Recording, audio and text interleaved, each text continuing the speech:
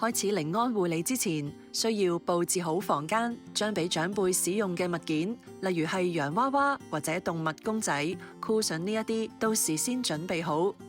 仲有個人護理材料同按摩物品，我哋建議你將用於活動嘅所有物品存放喺同一個地方，例如係移動櫃或者手推車。所有呢啲物品應該喺活動之前佈置好，咁你就唔使喺活動期間中斷同長輩嘅溝通去攞任何材料啦。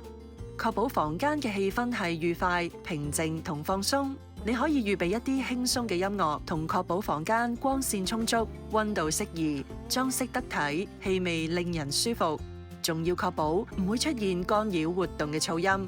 即使長輩唔方便活動，我哋都可以去到長輩床邊進行寧安護理，同樣準備好所需物品，讓長者可以自在咁享受寧安護理。